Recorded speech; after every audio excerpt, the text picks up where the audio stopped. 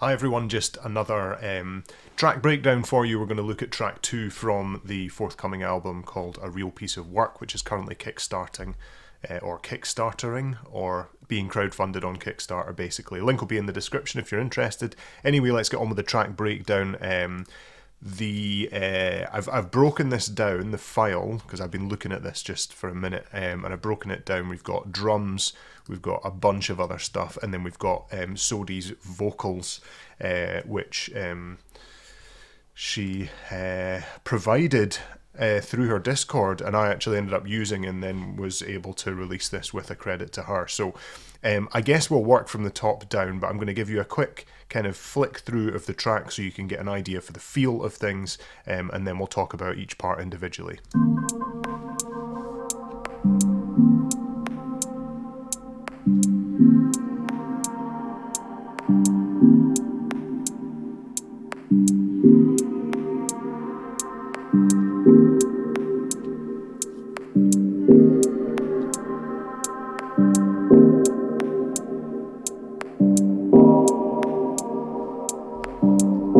Just worth mentioning right now, I'm running Ozone for a rough master so you can get an idea of how this will sound as a final version.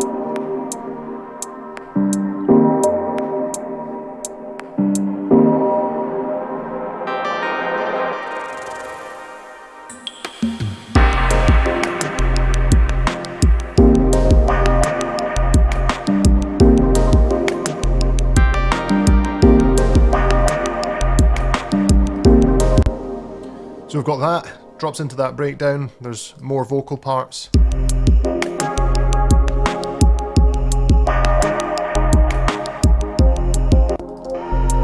A breakdown.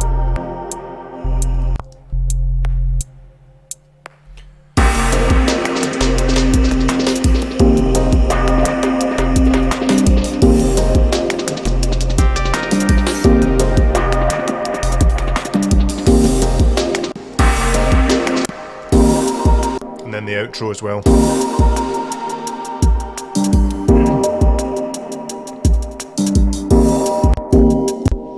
Okay, so there we go. Apologies if I'm sounding a bit bunged up. I'm just recovering from COVID, so you'll have to bear with me.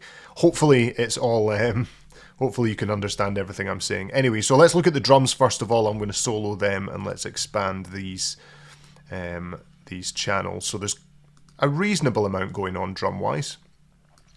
In addition to that, what's not in the group, because I've grouped the drums and put a full parallel glue compressor on there, just to kind of bring the brightness up of the whole thing, because they are quite clicky. There's also like a slow click that you hear in the intro, which is just that audio sample, no EQ, nothing, straight in there. That seemed to work over the start. But yeah, we've got this hat, which is at odds with the click.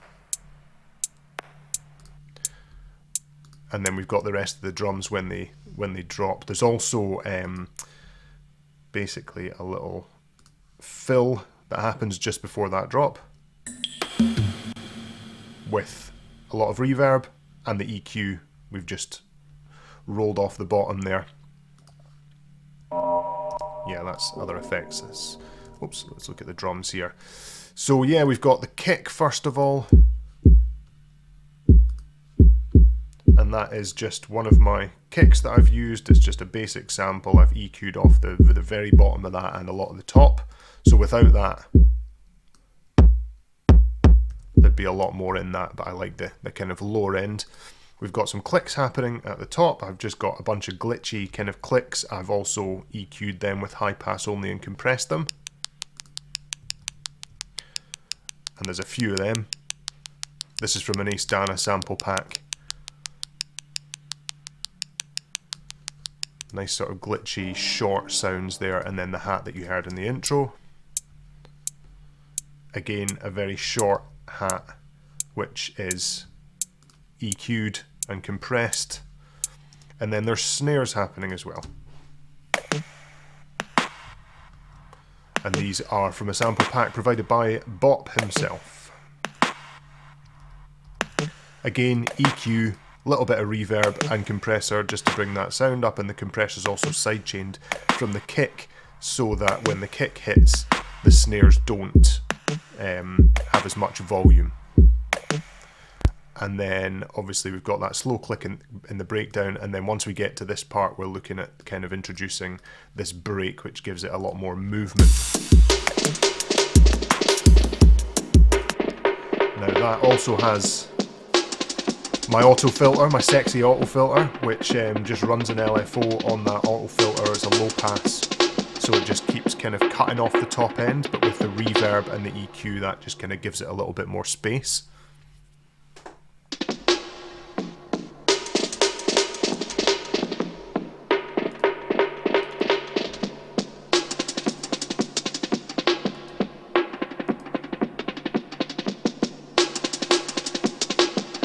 And each of those are just warped breaks that have been found, and then we've got a hat loop that it's introduced at the same time as well over the top, so those together kind of give it that kind of jungly drum and bassy sort of.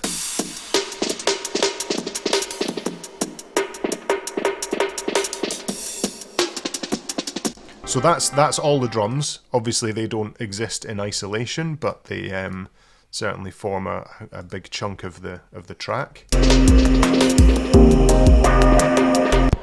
Now, there's all the sort of dubby sounds. First of all, there's a bit of sub at the bottom end. There's not any really large raspy bass sounds in here. It's all just sub. And it's just that low F. Now, there is an EQ on there, but actually I've not rolled anything off, so that's just force of habit dropping an EQ on most channels.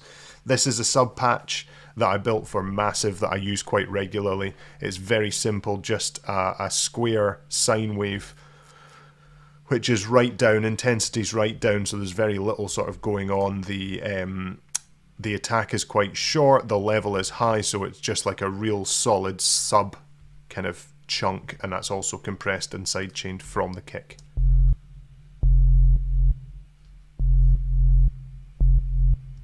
That's it. Really not a huge amount going on there with that one. And then we've got all these lovely kind of dub sounds underneath. So let's look at these: gong, stab, chimes, keys, and probably some effect stuff as well. So in the intro, I've automated the EQ on this set here. So that's actually a really a chop of a sample that was really useful, and then I've automated the frequency going up there to kind of build that into the intro, and then that's fully open when it starts. That goes alongside this one here.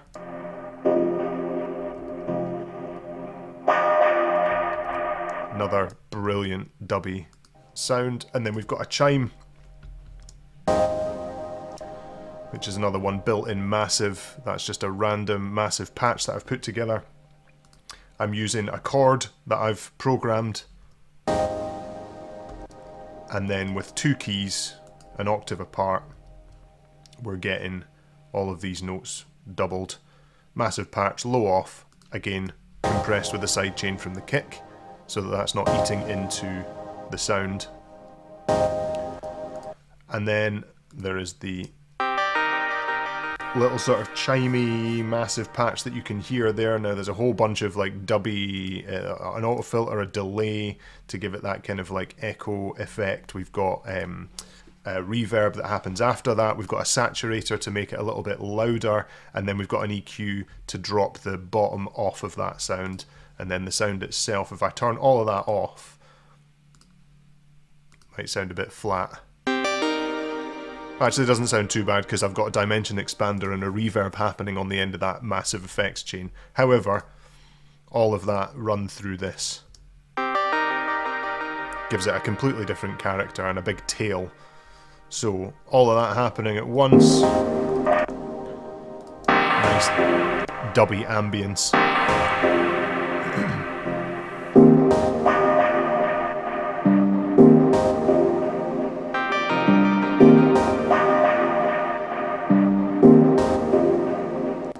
And then what we've got is some effects happening at the same time. So that's that drum roll we've got in the intro.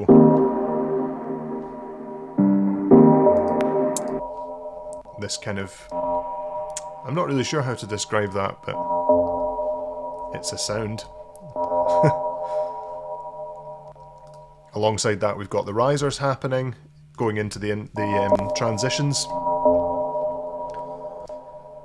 This will be from a Ghost Syndicate sample pack.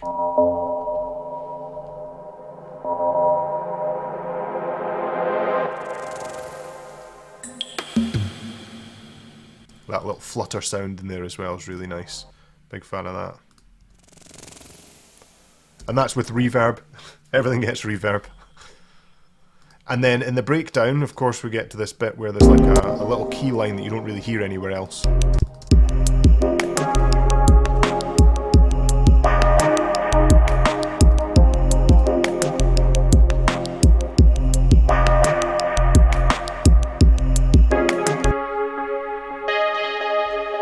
So what's happening there, I've automated one of the controls here, built a chord in Massive, configured it, mapped the this envelope to the cutoff that I've set, mapped the cutoff to the dry wet on the reverb and the low pass filter cutoff and all sorts of stuff, and basically that just gives me that.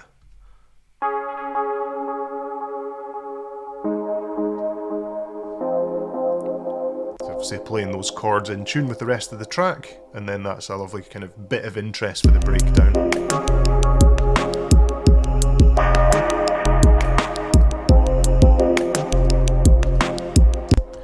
And then lastly we've got the vocals. So Sodie is a singer. She provides, or she has provided a number of vocals through her Discord, and I was looking for vocalists for this one. She kindly said that I could use these. And obviously ran this past her before this even was finished for her approval. But yeah, basically there's lots of different bits happening here. A lot of it fairly nondescript in terms of like, this is ad-libs and sort of sounds and everything, not actual words a lot of the time. Which is why you're probably seeing the featured on the track, like featuring Sodie, and not being like, well, where's the singing? This is it. I'm kind of treating it more like an instrument. So lots of reverb, lots of echoed parts, lots of processing.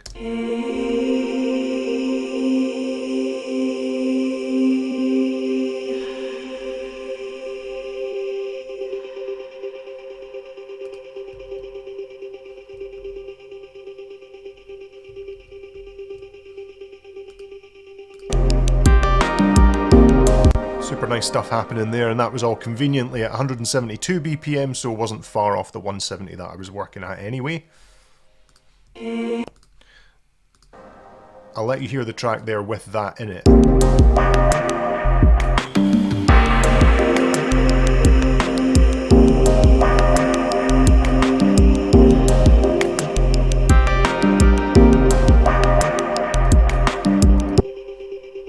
Fits in quite nicely into the right sort of frequency there.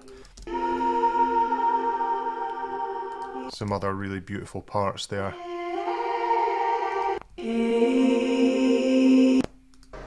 So yeah, that is the track in full as it's come together, all 4 minutes 15 of it. Hopefully that's been interesting for you and given you a little bit of an insight. There's actually, these samples were sort of pre-processed, so there wasn't a huge amount to do on the vocals, although I have done that sort of processing on vocals before with reverb, with gates, with various sort of like effects and everything. But ultimately that is, that's the track in full. And yeah, if you're interested in this, if you want to help me make this possible in terms of a release, then I'm crowdfunding the vinyl until the end of this month, which is July 2024. If you like what you hear and you want to be able to get it on vinyl or even digital, you can jump over to stillhead.com, and there's a link there that will take you to the Kickstarter where you can get involved and you can fund from £5 all the way up to as much as you want to contribute towards the campaign. But yeah, thank you very much to everybody who's supported so far, And yeah, I'll do another one of these breakdowns for you very shortly. But yeah, hope this has been interesting. I've been Stillhead. Take it easy.